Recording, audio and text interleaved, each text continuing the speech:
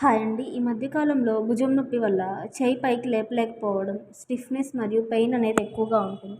ఇది mostly frozen shoulder కండిషన్‌లో చూస్తాం.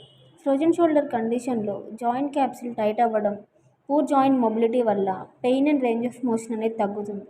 ఇప్పుడు మనం shoulder range of motion increase చేయడానికి మోడిఫైడ్ ముల్లిగన్ మొబిలైజేషన్ టెక్నిక్‌ని యూజ్ చేస్తాం.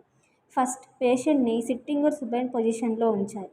తర్వాత థెరపిస్ట్ ఒక హ్యాండ్‌తో స్కాపులాని స్టెబిలైజ్ చేయాలి.